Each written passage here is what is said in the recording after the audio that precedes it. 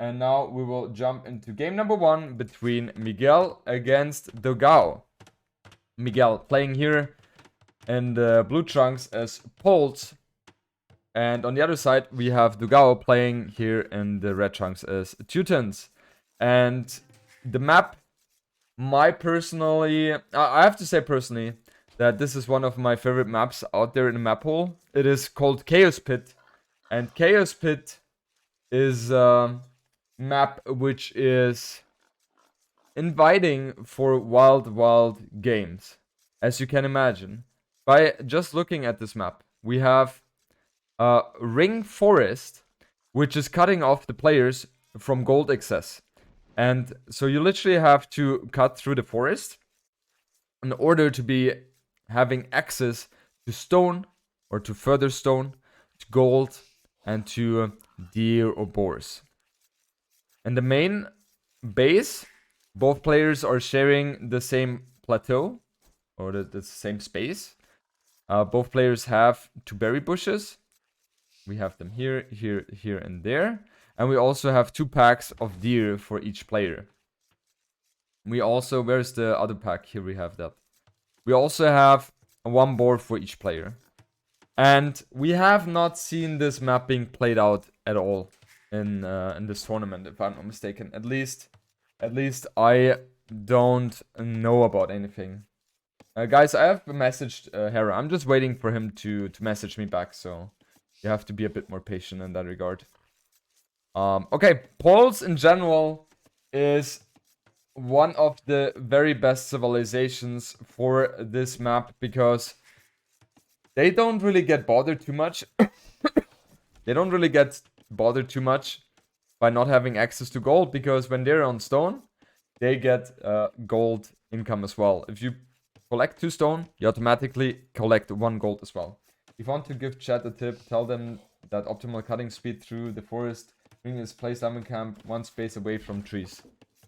Yeah, see, Darcy, that's also something I was not 100% sure about. Look at that. Okay, so you want to build the lumber camp 1 tile away from that? He'll be here soon. Yeah. That was in the game when you... Yeah, exactly. So he should be here in a moment.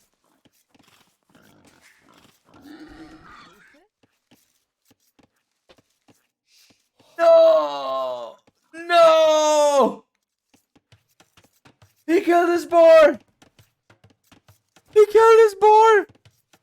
And there's only... there's only 1 boar on this map. Oh, that is hurting a lot. And where's Miguel's boar?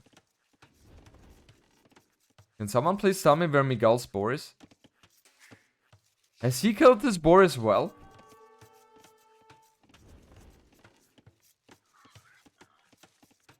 One space away is faster to cut through. Okay. Has anyone paid attention to that? Because he should be having a boar as well. Can anyone give me the confirmation on that?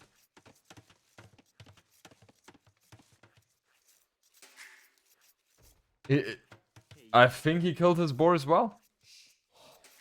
I will have to check after this game.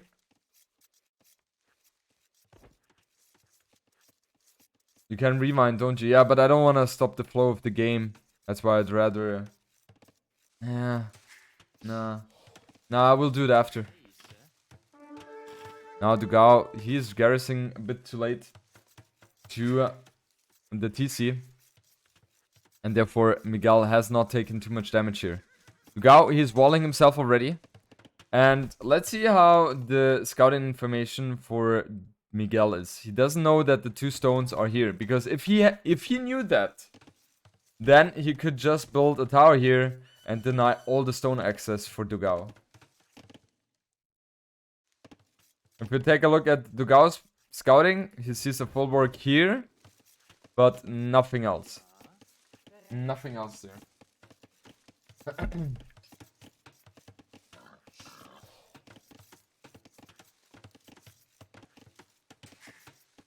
Very surprised that Dogao gave Pulse to Miguel here. Pulse being one of the strongest civilizations on this map. And Dogao, he's going for huge walls here. He wants to be safe. He wants to ensure that he doesn't have any issue whatsoever with any incoming aggression, which indeed Miguel is going for. He's going for man-at-arm and our build. And that's the best way how to approach this one. Dogao now going for a Fuel H himself. He's roughly 1 minute trailing behind Miguel. And he's on stone as well. And Miguel, he doesn't know that the stones are here. Don't tell me that he... Oh, what? He builds a tower there anyway. That is... Sorry that I say that, but that is extremely lucky right now for him. And Miguel doing a great job blocking Dogao's scout. And in best case, he's even able to snap that one. No, he is not able to do so. But yeah, we have man-at-arms upgrade coming in now for Miguel. Oh, Hera is ready. Look at that. Let's go, Hera. Let's go.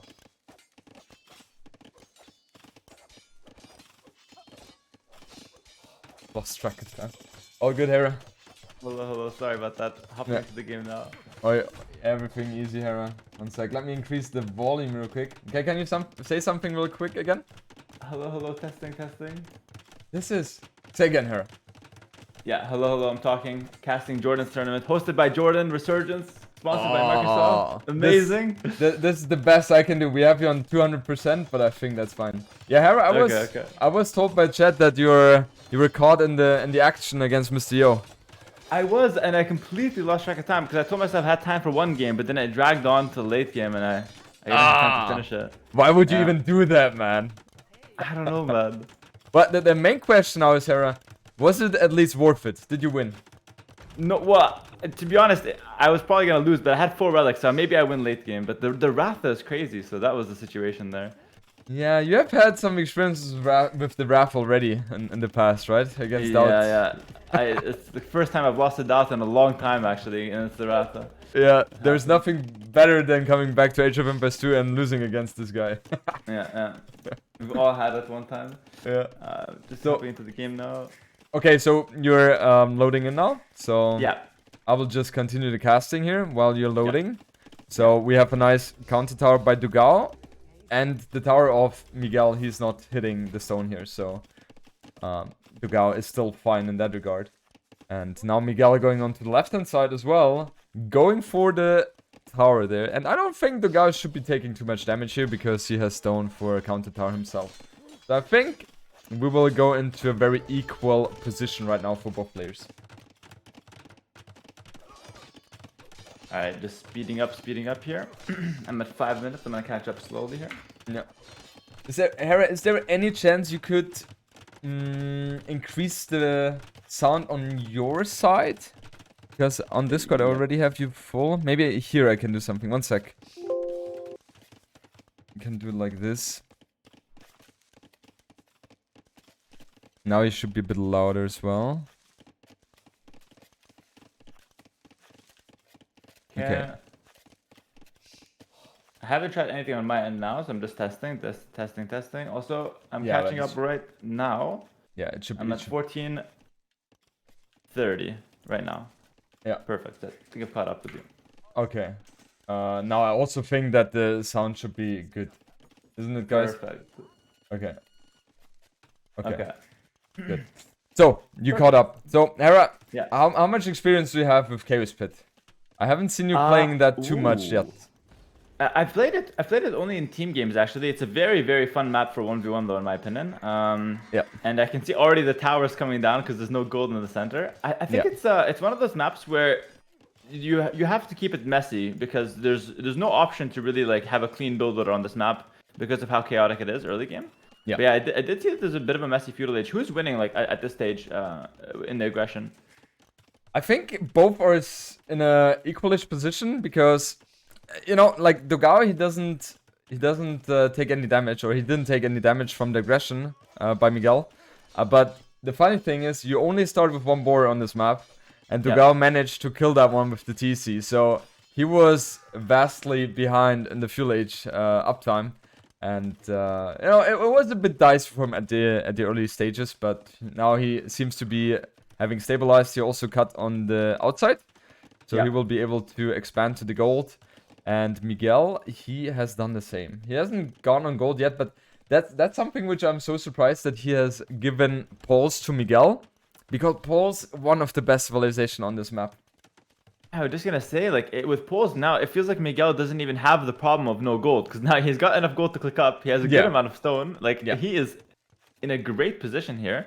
And I just want to say real quick, like, even when you cut out on this map, guys, it's not like, oh, you can abandon the middle completely, because you always have your farms in the center, just naturally how it plays out. So Dogao, even though he's breaking on the outside, he has to defend his front. It's gonna be hard versus Poles.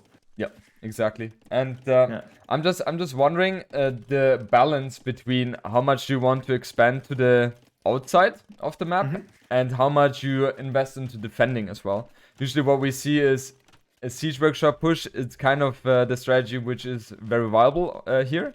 And also, I guess the knights could be coming in very handy for both players. Teuton's having the extra melee armor there, and Poles. You know, if they get to the unique tag of Poles, how's it called? Hera, you have to play or help me out in this one. Unique tag? I forgot the name, but I know what it does. Is that good enough? Yeah, that works. That works.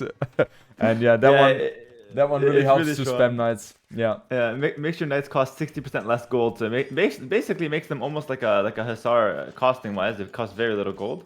But of course, it's still the knights. By the way, just real quick, like, Dogao is kind of in a bad position because he cannot even go pikes against the knights, because if he goes pikes, Miguel will get a castle and he'll go for the unique unit, the Obich. So I don't know what Dogao would do. Like, if you're in Dogao's position here, how do you defend what's coming in 30 seconds? Yeah, I mean, he has to fully commit onto the knights himself, right? On the right-hand side, the men-at-arms have breached in there, but Dogao managed to salvage the situation.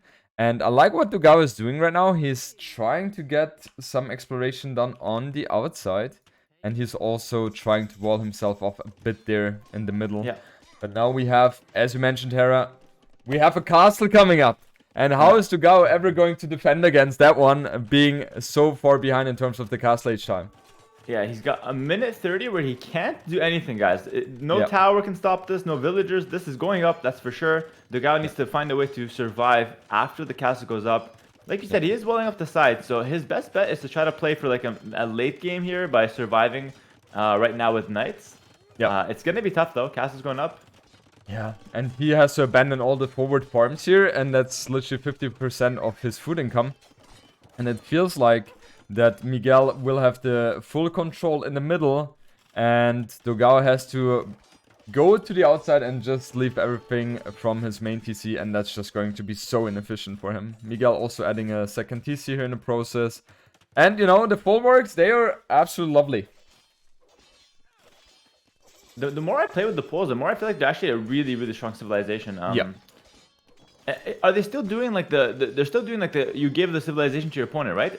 Yes. People should not be giving Poles, especially on this map. Poles are good. I am surprised about that. They have Arbalest for the upgraded, great economy, great cavalry. Yeah, I'm surprised. Yeah, exactly. It's one of the civilizations, as you mentioned, I would never give to my opponent, because I feel like Poles have such a huge potential. And especially if someone is very well trained with them and has a good build order practice with them, he just will smash you, even though if you have a very good civilization. And go ahead. They're a civ that's even dangerous versus some of the top civs because of like the stone mining lets you go for forward castles. Even if you have a good civ, it could be hard to defend that. Civ like Teuton's a bit more of a slow civ, has a lot of trouble with this aggression. Defensive castle by Dogao, but it's not really doing much at the moment. No, it's not doing much, and it cannot defend the farms as well. And now Miguel, he's going to have such a good time. Also booming behind that. 2 TCs in the process. On the right hand side and left hand side, Dogao has walled the middle, yes. But it still feels like he has such a big problem here in the center. And also with Poles, it's so much easier to go for a faster in-play because of the full work. Yeah, I was just going to say, so generally speaking, whenever there's a castle war like this, fast imp becomes one of the stronger strategies, because you get the trebs out, you get to kill the enemy castle, your castle will defend the trebs. But in this case, I see Miguel, he's on 2 town centers. What would your approach be, Jordan? Would you try to go up to imp or add maybe a 3rd town center? And Dogao's position or Miguel's? No, Miguel's. As the leader, as the guy who's winning the game. You know, that's I think in this position, as the defender, it is so much more complicated to read the game properly. Because if you are sacrificing all the economy as the defender to go up to him faster to win the trap war, then maybe you win the castle or you kill the castle, but in the meanwhile, your opponent, who is the aggressor, has invested everything into economy, and then you are lacking so much in terms of the economy. It could also go the castle does nothing in that situation. Exactly. And if you go the other route, you're investing into economy, but he is pushing with the faster imp and going trebuchet, then all of a sudden you lose your castle and you lose your TCs as well. And it's just a very hard thing to do. Yeah, literally in both situations, the aggressor has the advantage. So the best thing that Dogao can do is to try to match what Miguel's doing. And in this case, they're actually both going for a bit of a boom. But keep in mind, Miguel is up 15 villagers at this point in time. So even that's going to be a rough, rough option.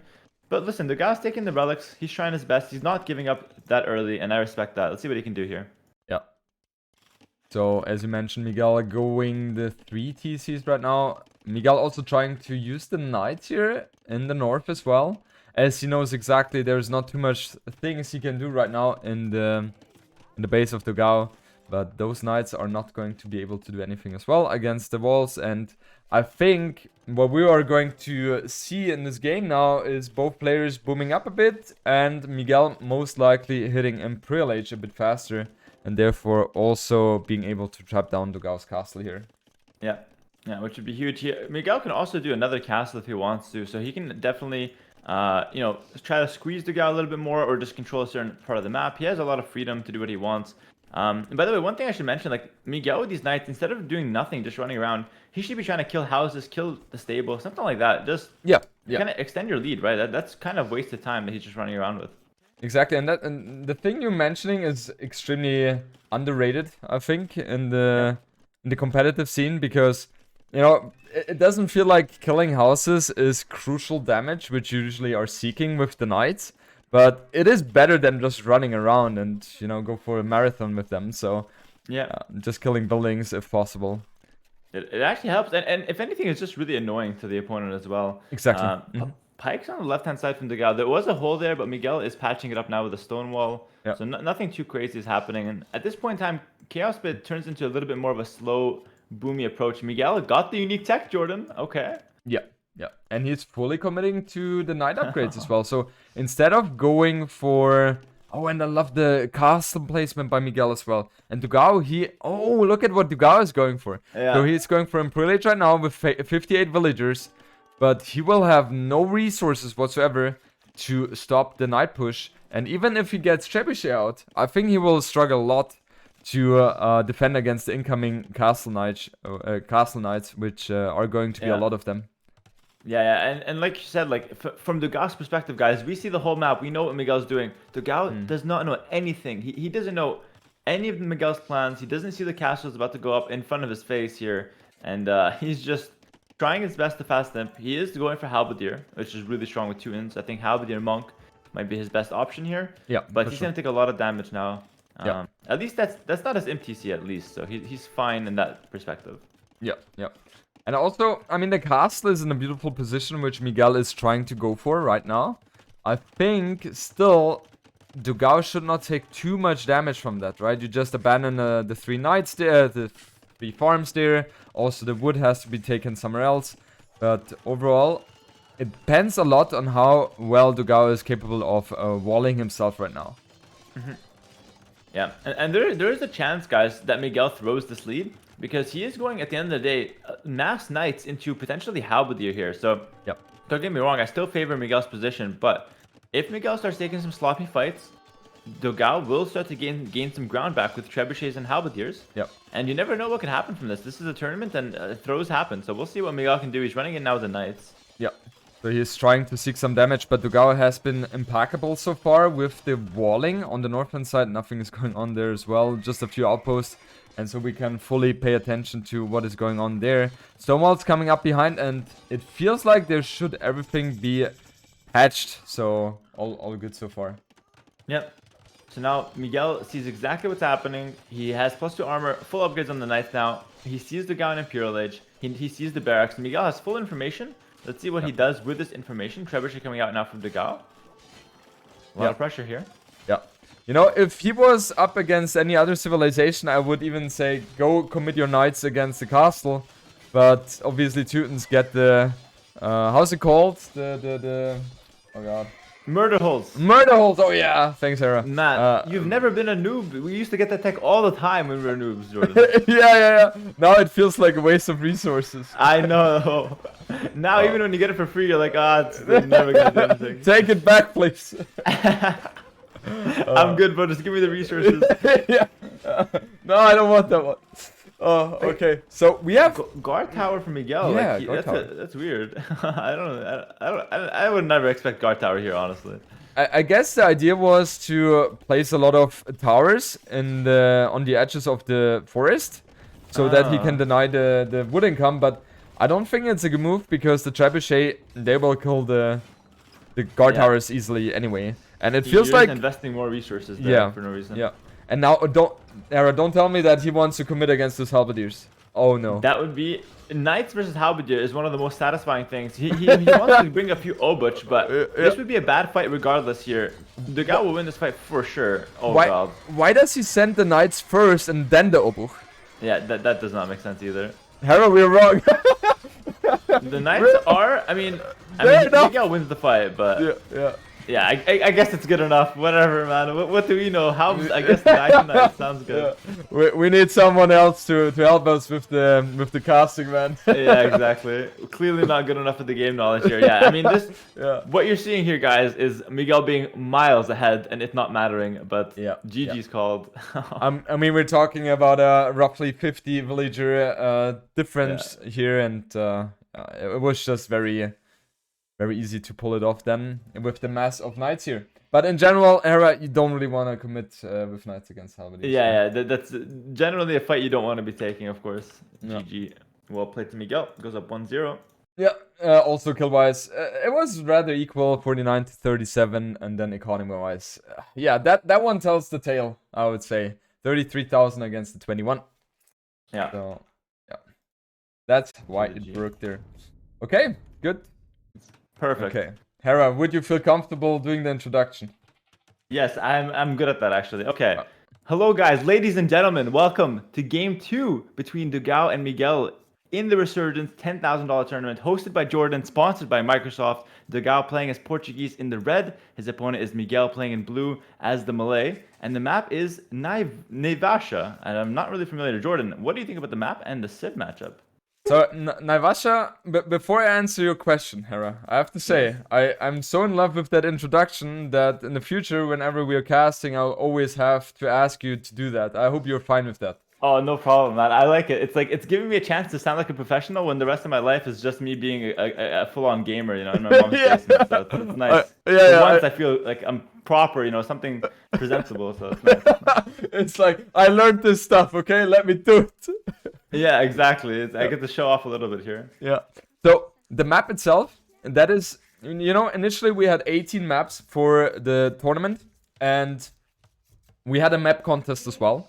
And out of this map contest, we were thinking about including potentially 3 maps instead of other 3 maps which have already been set. So they would, let me rephrase that. So the 3 maps of the map contest would have replaced 3 already defined maps on the tournament.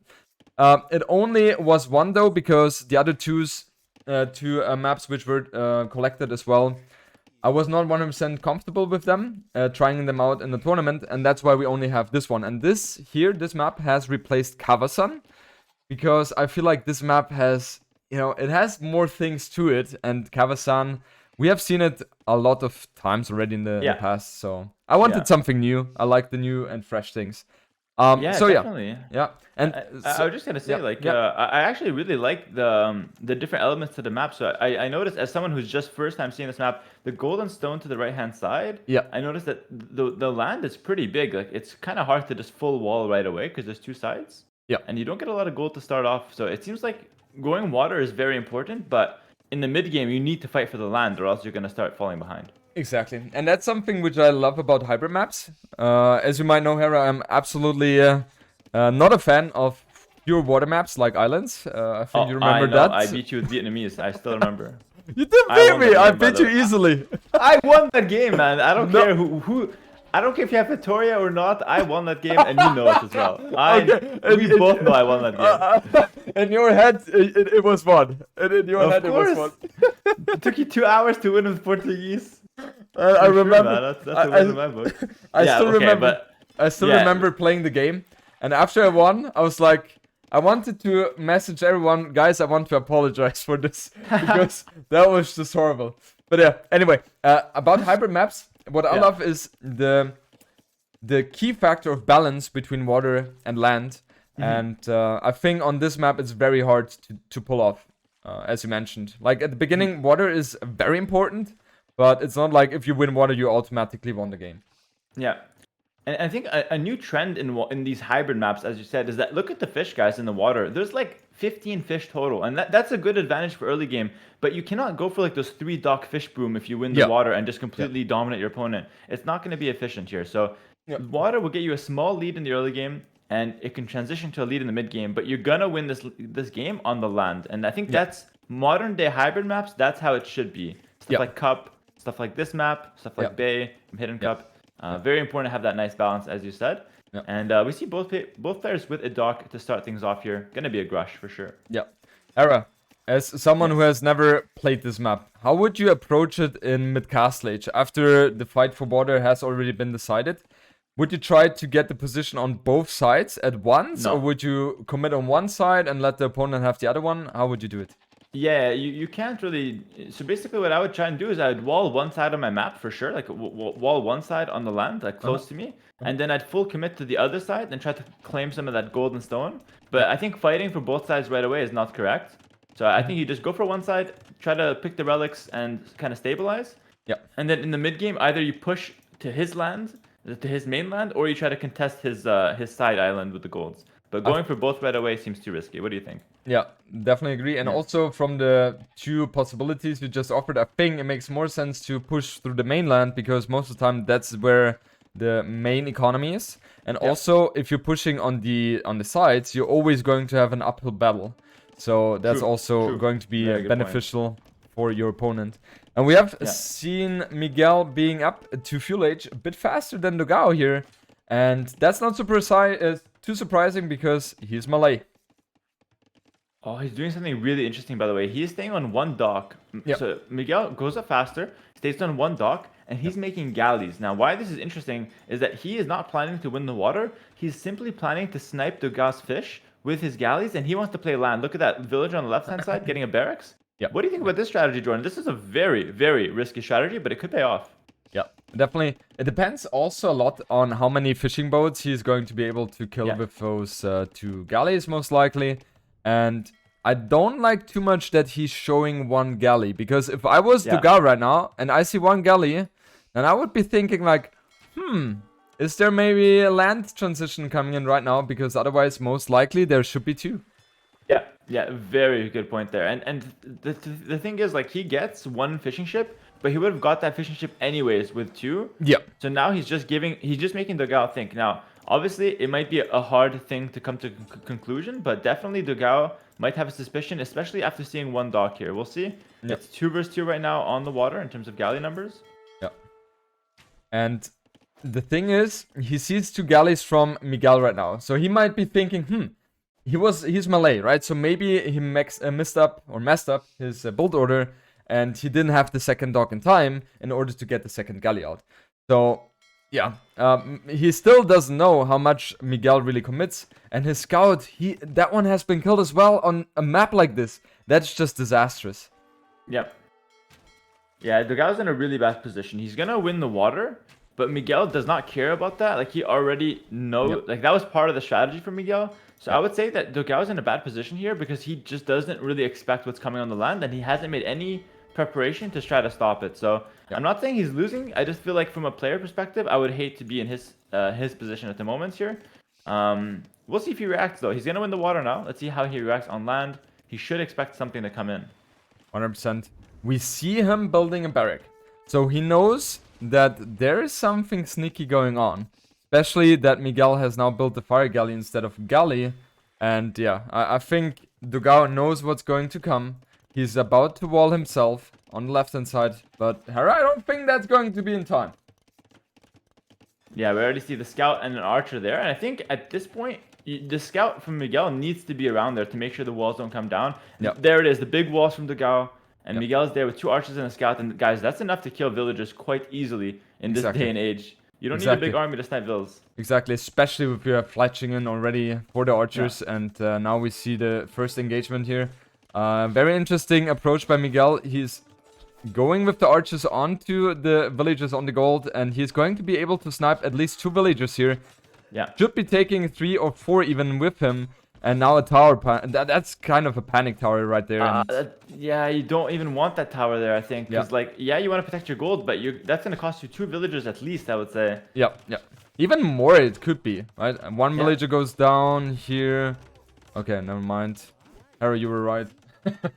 I mean, I think it could have been. I think you were right as well. I think it could have been more, but it looks like Miguel chooses to run past, and my, this is disaster, man. This is complete disaster. This is complete disaster. Like, Dogao is in such bad position. Not only has he lost a lot of villagers on the left-hand side to those archers, he has also failed to do the house walls. And if he was able to get those done, then he would have not taken further damage, most likely. But right now, all the economy he has is really idle and not working efficiently anymore. 56% on work efficiency. And just think about the water. Like Dogao won the water. He has 0 fishing ships. Yeah. 0. So what does it matter that you're killing your opponent's dock and you have 8 galleys? It changes nothing for the next 20 minutes. That might matter in mid-late game when you have the water all of a sudden. But for the time being, guys, it makes 0 difference having that water. And it's just Miguel all over him on land. Another village goes down, forced to make skirmishers. Rough position here for Dogao. Definitely, and Harry, he doesn't even have a blacksmith up. Well, he has a blacksmith up, but he doesn't have the resources whatsoever to do fletching. And also with skirms, you want to have padded archer arm as well to fight against those archers. But yeah, okay, he is fine, he's fine. And now he's even adding a second archery range. That's not correct. No. That can't be correct. Yeah, you'd rather invest into fishing boats right now with that wood. Yeah. So yeah, he will be delayed heavily. And now we see Miguel going up with the stable here. And look at his resources. They are looking extremely good. And he still has not used his market properly. So he has 200 stone in the bank. And I think at this moment, with Melee going to be able to be up to cast stage so much faster, I could even imagine a world where Dogao says, okay, my opponent is cast stage. I have no chance anymore. I'm going to tap out of this one. Because his resources are looking completely shattered right now.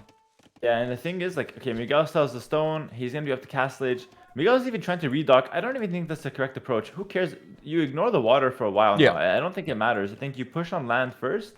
And then after the land push, then you can try to sneak a redock if you want. But definitely, he's up to cast stage in literally a minute and a half. And Dogao is nowhere even close. The only advantage he has is now the fishing ships he's starting to get out. But it's very, very slow to get those set up at the moment. Exactly. And the fishing boats, they are going to be also scaling very inefficiently throughout the time. So it is, you want to take that advantage, yes? And he, what? He's building another galley?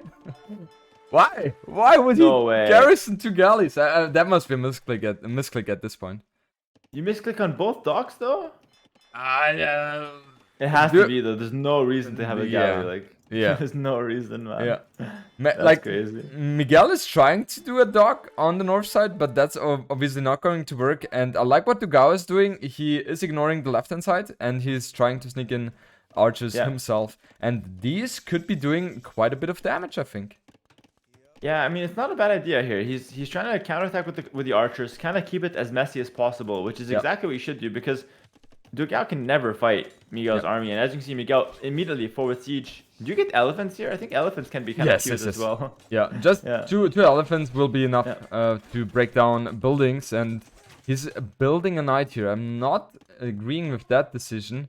And now those archers from Dogao, they will have a field day here as well against the economy of Miguel here. Yeah, and that's really annoying actually as Miguel. Like you right now, if you're Miguel, you're completely winning the game. But this is something that's completely distracting his attention. Now he's making a TC at home, and he had to Mind Stone to get the town center. So it's very messy, his economy, all of a sudden, Dogao is buying himself some time, which is exactly what he needs. Definitely, and he is not too far from clicking up to Castle Age himself. He has 600 food in bank, 300 gold, 200 gold. He's just using the market.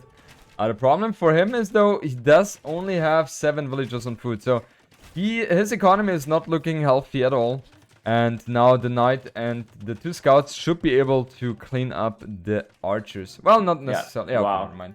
GG's called, yeah. And as you can see, it was a last-minute effort by Dogao. I actually think that he could have tried to hold on a little bit more by abandoning that gold near the tower and just wait, because Miguel will not be able to kill his town center. So maybe what Dogao could have done was try to stall and then try to get crossbow in Castle Age. But obviously, it's like 2% chance to work. But I think you probably can continue here because he's up to Castle Age. It's not that bad. Yeah, for sure. I mean, and he has also done a beautiful raid onto Miguel's economy. And one thing you have to keep in mind is if you're Malay, your economy usually is very fragile, especially if you're able to hit Castle Age so much earlier. And therefore, I think it would have taken some time for Miguel to really stabilize again. And, you know, you would have had at least some time to get into Castle Age, I would assume. Yeah, I actually don't really like that resign from Dogao. I think you can continue trying, especially if you have water. But fair play to Miguel. He takes the game. It's 2-0 now. And a really smart strategy here from Miguel. Doesn't even care to grush. Doesn't care to play water. Just cares to get that land pressure and win the game. Yeah, and also it feels like Miguel has definitely stepped it up for this tournament. Also, last week he was playing against Mr. Yo, just barely lost against him 3-2. And he had a beautiful showing. So, yeah, Miguel is taking this one very seriously. And he wants to get into the decider match. All right. 3, 2, 1, go. I'm there. Okay. Ooh. An introduction, I would say. Oh, yeah. Interaction? Okay. Guys, welcome back.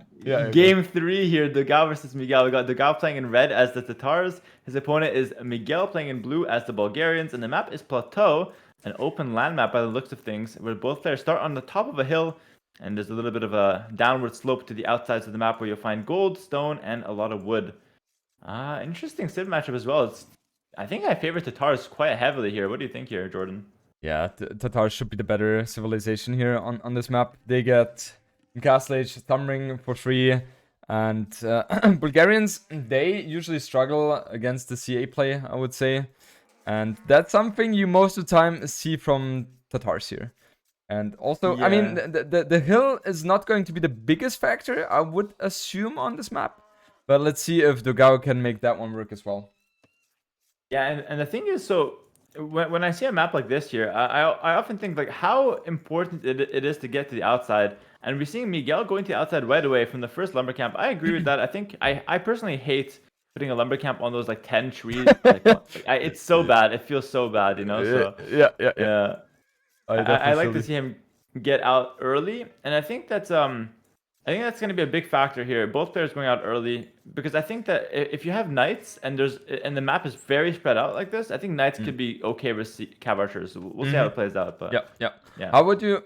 Hera, as you are maybe with literally the best players on especially those kind of maps, how would you approach this one? Would you go for pre-mode rush? Would you go for man-at-arm opening? Would you go for archers? Would you say it always depends, or would you say there is a go-to strategy here? No, I don't think it depends. I think there's usually a go-to strategy on maps like this, especially when they're not figured out. By the looks of things, I feel like Scouts is the safest opening for both players, because if you go man-at-arms, you have to rush to the outside. And it could be very easy to wall the outside wood, and then the men-at-arms don't really have any value. Whereas the scouts, yes, you can wall the wood versus the scouts, but the scouts at least have really good mobility and good value in general to scout the map. So I would say I prefer scouts here. Yeah, okay, so you would go for scouts. Would you not be scared of not being able to defend against men-at-arms into spear and archers? For example, like it would be hard to defend your barriers, right? If you face that. I think. Or would you add skirms then? Yeah, I think just scouts into skirm, and if he attacks your wood line, you can make a tower because it's very far. But I think just scouts into skirms feels pretty good here, especially as the Bulgarians. I think that's probably the opening you want to go. But I can see men-at-arms being okay as well. It's just a matter of preference maybe as well. Yeah, okay. So Miguel actually is going for the lame here as well. And, you know, it's always very interesting to see if teammates are laming each other. Yeah.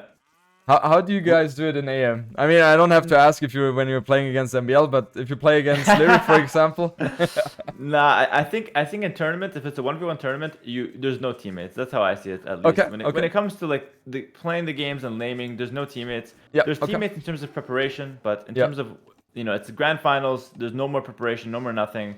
Yep. There's no teammates. You play, you try to win, and that's how it goes. Yeah, that is a very competitive mindset, and I like that. I think it's the only way to do it, because if you start being soft for your teammates, it's gonna end up throwing you off for the tournaments, and you're not really gonna be able to focus. So yeah, that's how me and Leary have always had it. Yeah, would have been nice if Leary can have let me win a Red Bull. I would have been.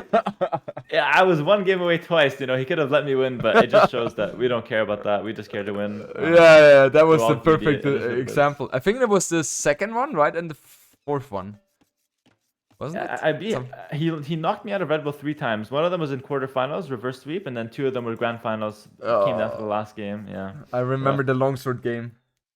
That on Kawasan with Hans. With Hans, I do remember that one. Yeah, that was crazy. Yeah. I choked so hard, man. Yeah, it is a tough one, but it's always lovely to see the both of you playing against each other. It's just you have such a similar playstyle. And it's just full aggression, full micro, and it's just beautiful to watch. Okay, so Miguel, he is going for some odd walls, but I like that because that way he is having a much easier time to defend his main economy, which is here on the outskirts. And Dogao, so far, he's doing a very small wall, and it is very efficient. He's going for the second lumber camp, so we will not see a man-at-arm aggression from him.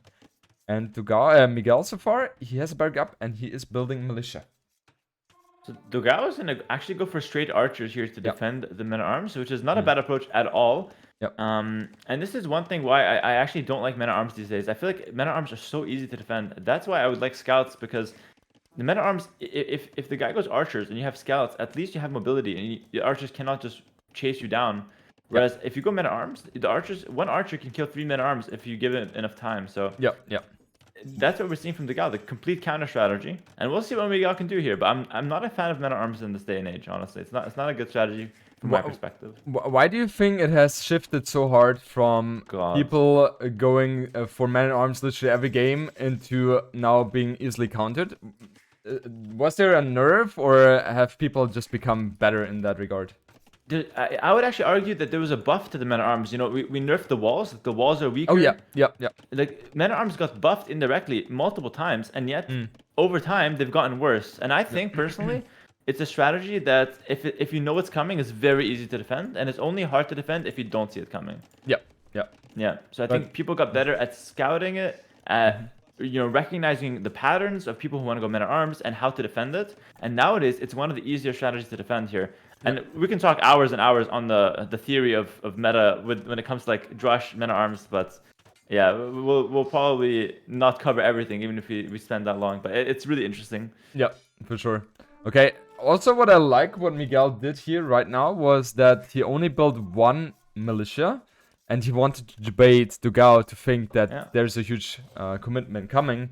And indeed, Dogao is going for the archers now, and we will see skirms most likely from Miguel, exactly. And with Bulgarians, you get the blacksmith upgrades cheaper and also 80% faster. So we will see good or well upgraded skirms in a second here from Miguel, I would assume, once he gets the blacksmith up.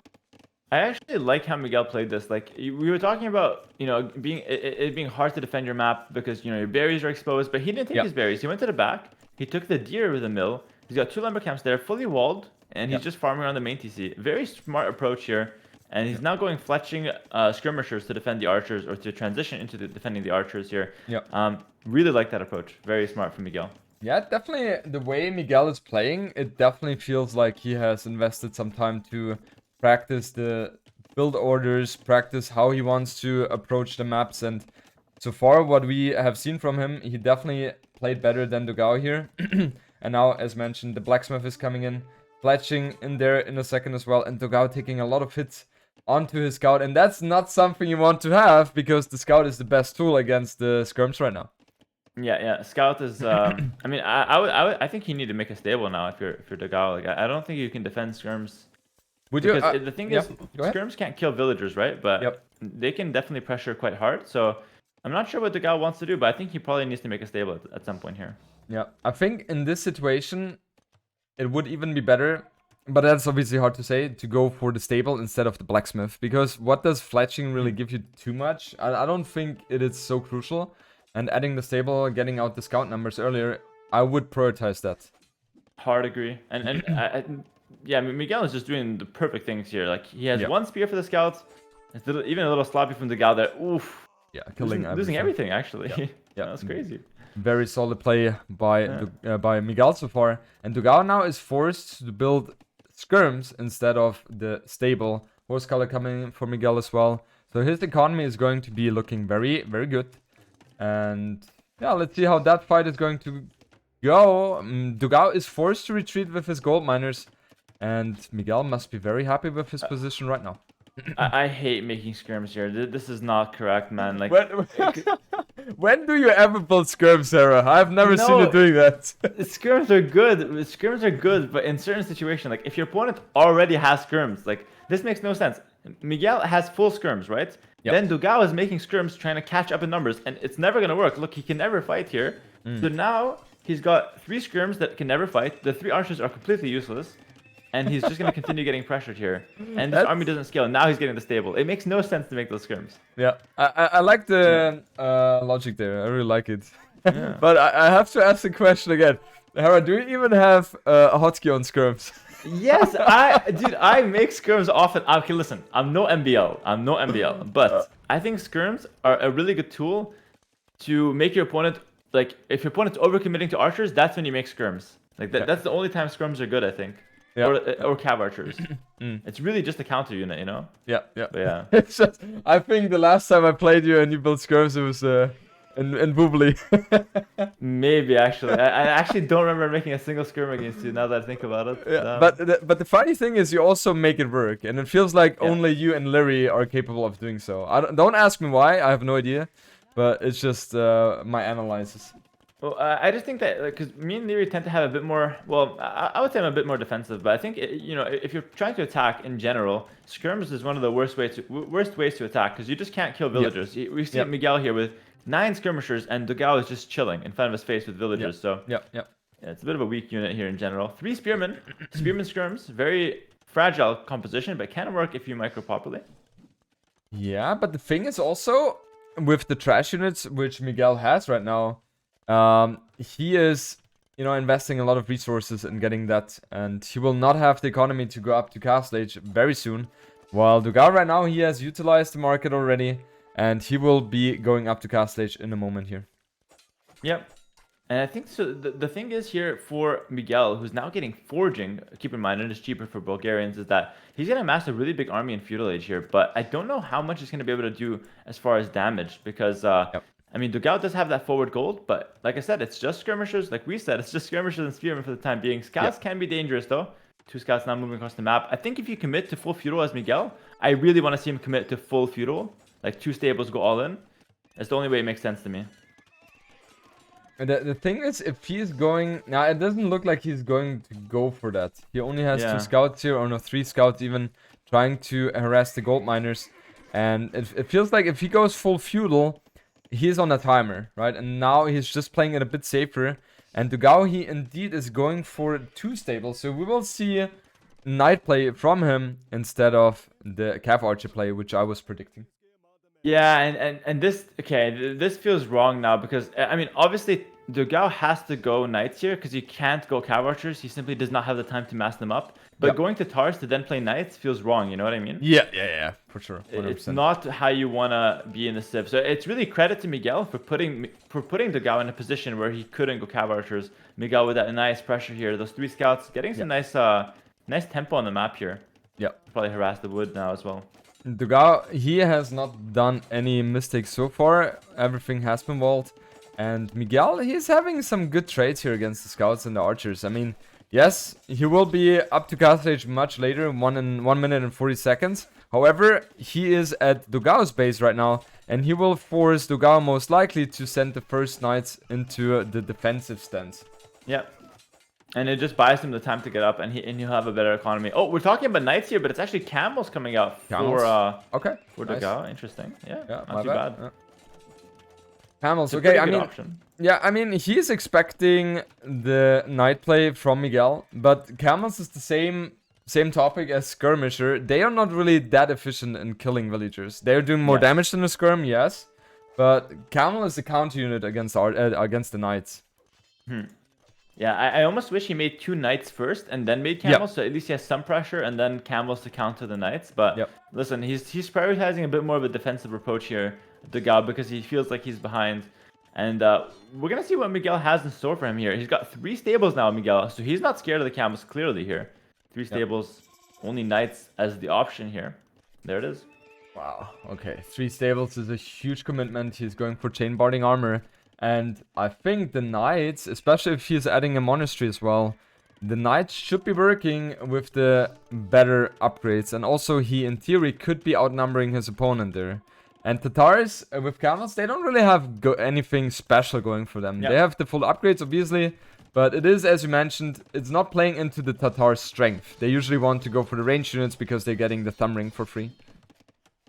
You almost have 0 bonuses here if you're the Tatar player playing camels and castle age, whereas the Bulgarians, he's saving on all the blacksmith upgrades. He's got the cheaper town centers. He's got a lot of things going for him here. As you can see, Miguel, town center in the center now on the stone. How likely is a Krepos? Like, I like Krepos tier. Sounds really good to me. Yeah, 100%. Because the plateau itself can be dominated by a well-placed Krepos, then you don't need too many of them anyway. So if you have 2-3 Krepos surrounding your opponent, then that's literally such a good position for you. And Krepos, they only cost 350 stone as well. So yeah, it's very easy to afford. Yeah, it's so massive if he just drops one. Like, imagine one going down in front of that gold for the Gao, in front of the stone. Like, any Krepos there would just be devastating. Yeah, looks like it's a camel knight mix here. Both players should be going for monks here. We see a monastery for Dogao, monastery for Miguel. It's the natural transition, guys. Whenever there's cavalry on the field, you want to transition into monks. It's very good value. Yeah. What do you think, Hera, to go as Miguel, upon seeing the camels, instead of the knight play, go for siege pikeman push? Oh, I actually think it's really good. It's just not really my style oftentimes, but I think it's really good. I'll ask you that same question. Do you like that from this position? I think, like, I'm just imagining I was MBL right now.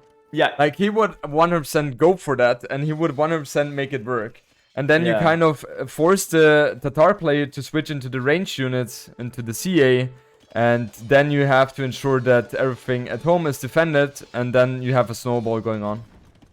Yeah, it's one of the strategies. This would be the perfect time, like not right now, but like 2 minutes earlier. Instead of going three stables, you go for like 2 barracks or 3 barracks. Yep. As Miguel, you go for siege pike, mangonel pikes, and it's the perfect situation for it. But it's not everyone's style. That really takes a specific player here. Yeah. And Dogao's taking a really bad fight here in the middle of the map. Yeah, on the left hand side, he's losing all the units.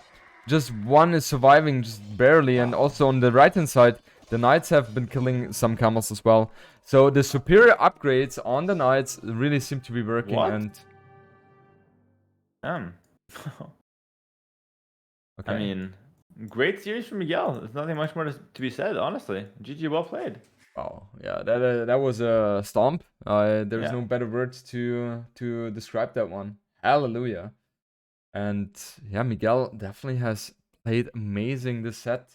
Didn't really see any big blunders by him, but Dogao was also on the last weekend where he played against Dark. It didn't feel like he was playing his A game there.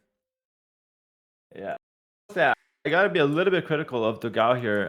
He was taking some weird fights, making some weird decisions, and credit to Miguel, played a really clean series, but it felt like Dogao was not as sharp as he normally is. YGG, I mean, in that position, I think it's pretty over, but maybe you can play a little bit longer. But Dogao was taking some pretty weird fights, so it was pretty GG.